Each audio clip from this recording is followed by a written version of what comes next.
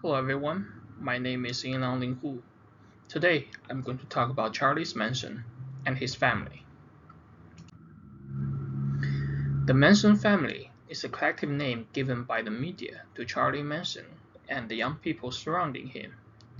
They have been called cults, serial killers, sociopathic groups, and etc.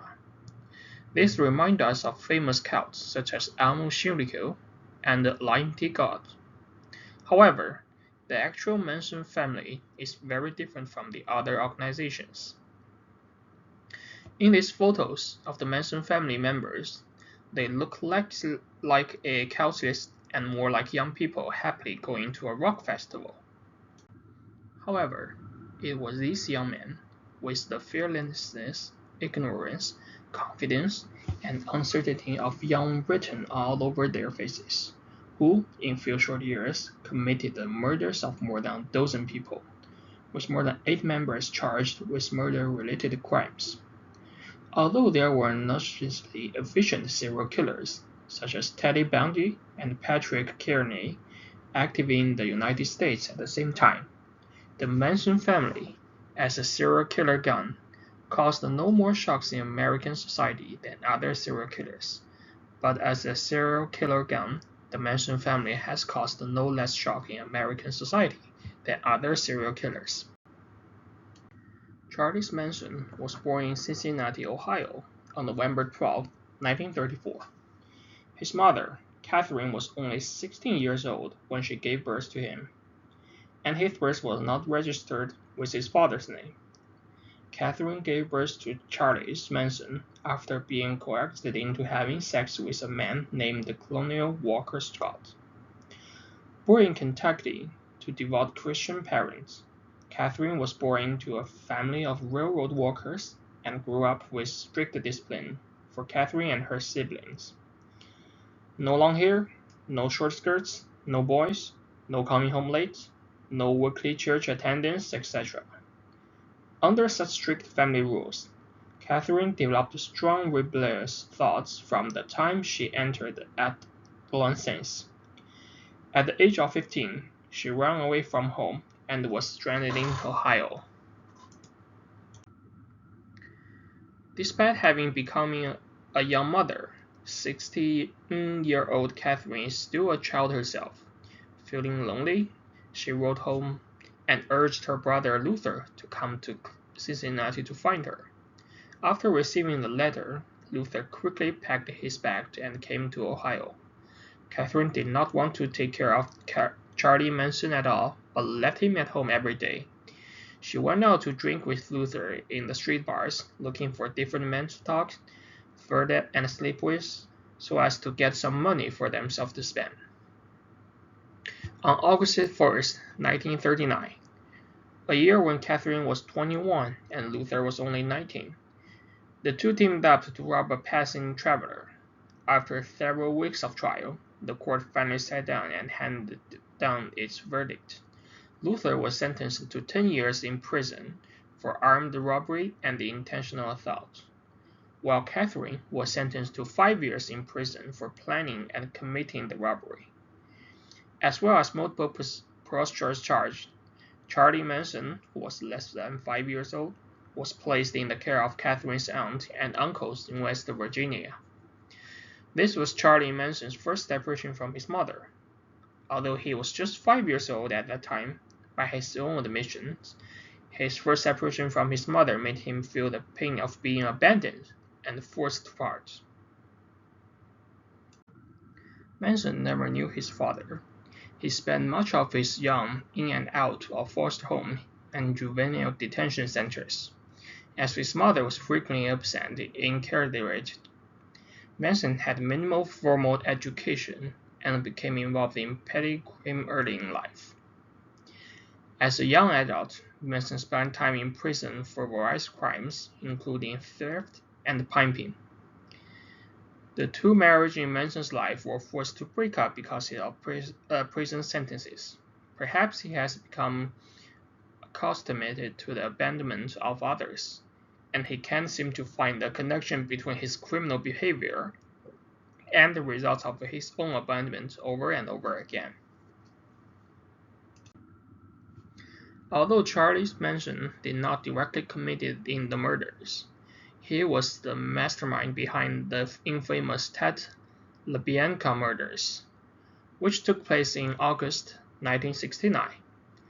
He ordered members of the group to carry out the brutal murders of 7 people, including actress Sharon Tate.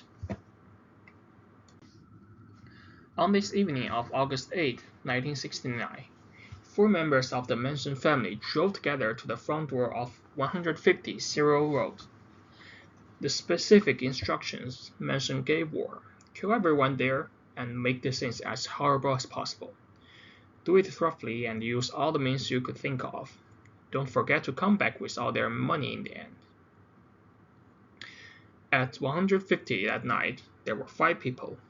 The 8 months pregnant hostess Sharon Tate, Tate's ex-boyfriend, the famous Hollywood hairdresser Jay Sebring, Polanski's child friend, the playwright Wojciech Frostowski, Abigail Flogger, the daughter of the coffee manager Peter Flogger, William Gaston, a home repairman who is hired by the owner, Attably, to take care of home repairs and does not live in the villa but in the shed behind the house. There was also Stephen Perrin, who had come to play with William Gaston that night. In the end, all 5 people were killed, except William Gaston.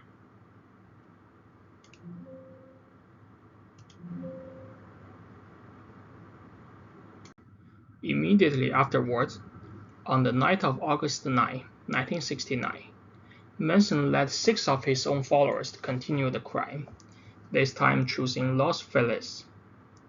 At around 9 p.m. that night, Lino LaBianca and Rosemary LaBianca had just returned to their home at 3301 Bourbon Drive in Los Feliz from celebrating Lino's 44th birthday at Lake Isabella in Secret National Forest Park. They had no idea a nightmare was about to hit them. Manson ordered 3 members to carry out the brutal and the inhuman torture of the Romanis, and 41 stab wounds were found on Mrs. Rosemary's body afterwards. Manson went on to commit several more murders. Manson was apprehended on October 12, 1969, and was found guilty of conspiracy of committing murder in 1971. He was initially sentenced to death, but later commuted to life in prison. Charlie Manson is considered as a cult leader and an organized killer. He was highly manipulative and controlled his followers, orchestrating the murders without directly participating in them. His motivations are believed to stem from a desire for power, control, and fame. The motivation behind the Manson family murders is complex. Manson believed in a popular race war he called Helter-Skelter. After the Beatles song, he believed the murders would help incite this war, and that he and his followers would emerge as leaders in the New World Order. This motivation was a combination of power, control, and delusion. Given organized the nature of the crimes and the motivation, Manson would likely fit best within the cult leader violent offender typology. Cult leaders are typically charismatic and manipulative, able to control and influence their followers to commit violent acts on their behalf. Manson's ability to orchestrate these brutal crimes while maintaining power and control over his followers is consistent with this typology. We can see several risk factors fit into him. The first one is childhood trauma and neglect. Manson had a difficult childhood marked by abuse, neglect, and instability. His mother was an alcoholic and frequently absent, leaving Manson in the care of various relatives of the institutions. Research has constantly demonstrated a link between childhood trauma and an increased risk of violent behavior. This will be increasing the likelihood of engaging in violent behavior later in life. The second one is antisocial behavior. Manson exhibited antisocial behavior from a young age, engaging in delinquency and criminal activities. According to the general theory of crime, individuals with low self-control are more likely to engage in criminal behavior. Manson's consistent involvement in criminal activities could indicate low self-control, which might have contributed to his willingness to engage in and exert violence. The third one is personality disorders. Some experts have suggested that Manson may have had a personality disorder, such as antisocial personality disorder or narcissistic personality disorder. These disorders are characterized by a lack of empathy, a need for power and control, and the willingness to manipulate and exploit others. Research has shown that individuals with these personality disorders are at an increased risk for violent behavior.